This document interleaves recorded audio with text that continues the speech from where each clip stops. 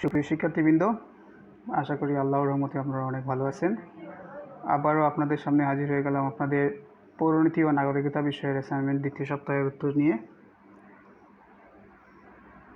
প্রশ্নটি ছিল যে পৌরনীতি ও নাগরিকতা বিষয়ে পাঠ শেষে তোমার অর্জনসমূহের তালিকা সম্বলিত একটি পোস্টার তৈরি করো, এবং সংকেত ছিল 1 নাগরিকতা, 2 পরিবার, 3 সমাজ, 4 রাষ্ট্র, 5 আন্তর্জাতিক সংস্থা।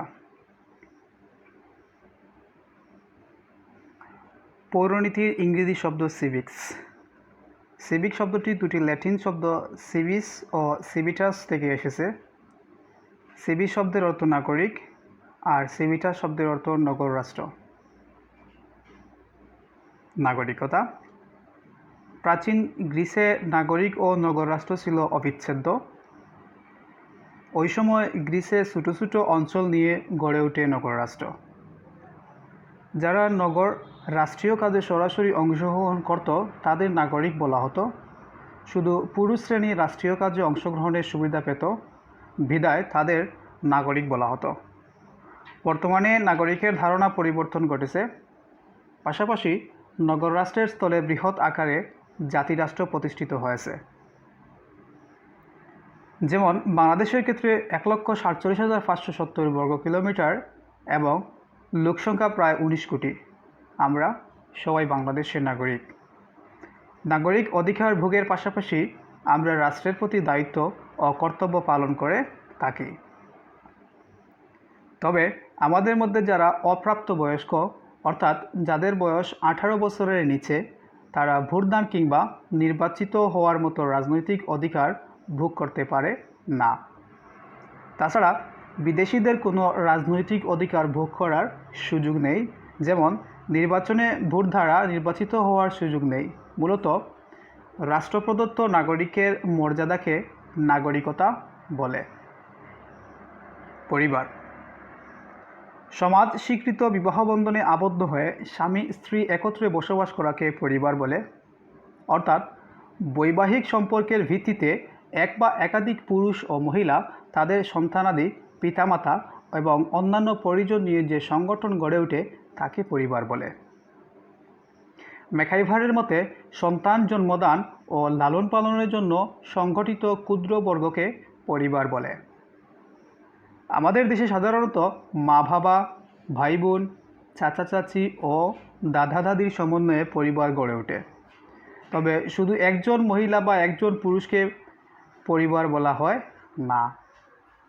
মূলত পরিবার হলো স্নেহ, মায়া, মমতা, ভালোবাসার বন্ধনে আবদ্ধ হয়ে গঠিত ক্ষুদ্র সামাজিক প্রতিষ্ঠান।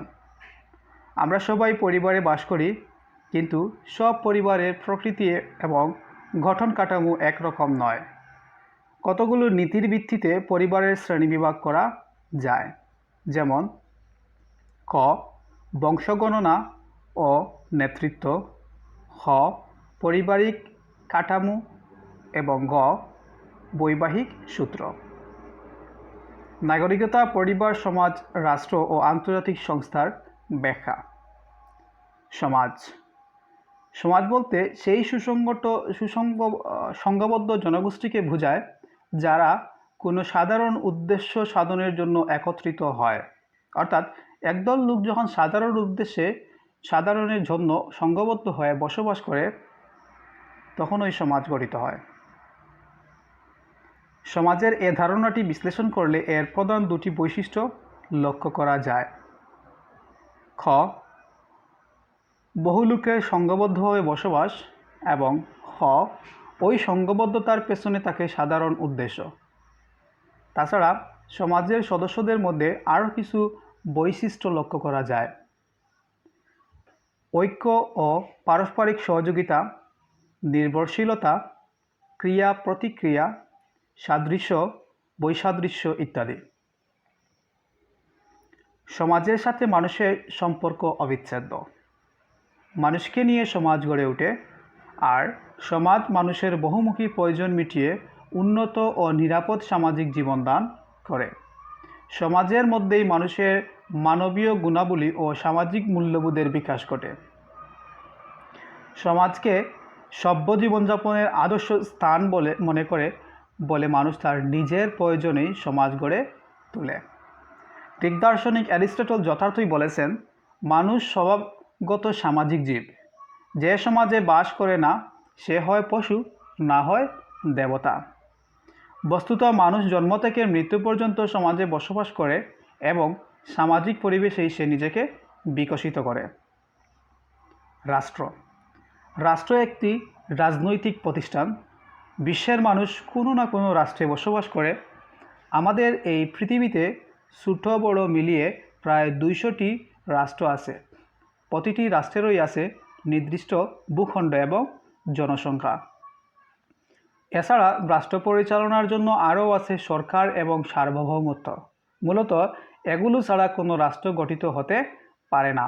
অধ্যাপক গার্নার বলেন, সুনির্দিষ্ট ভূখণ্ডে স্থায়ীভাবে বসবাসকারী সুসংগঠিত সরকারের প্রতি স্বভাবজাতভাবে আনুগত্যশীল, বহিঃশত্রুর নিয়ন্ত্রণ হতে মুক্ত স্বাধীন জনসমষ্টিকে রাষ্ট্র বলে। এর সংজ্ঞা বিশ্লেষণ করলে রাষ্ট্রের 4টি উপাদান পাওয়া যায়, যথা 1 জনসমষ্টি, 2 নির্দিষ্ট ভূখণ্ড, 3 সরকার ও 4 সার্বভৌমত্ব। রাষ্ট্র কখন ও কীভাবে উৎপত্তি লাভ করেছে তা নিশ্চিত করে বলা কঠিন। তবে রাষ্ট্রবিজ্ঞানীরা অতীত ইতিহাস ও রাজনৈতিক ঘটনাপ্রবাহ পরীক্ষা নিরীক্ষা করে রাষ্ট্রের উৎপত্তি সম্পর্কে কতগুলো মতবাদ প্রদান করেছেন।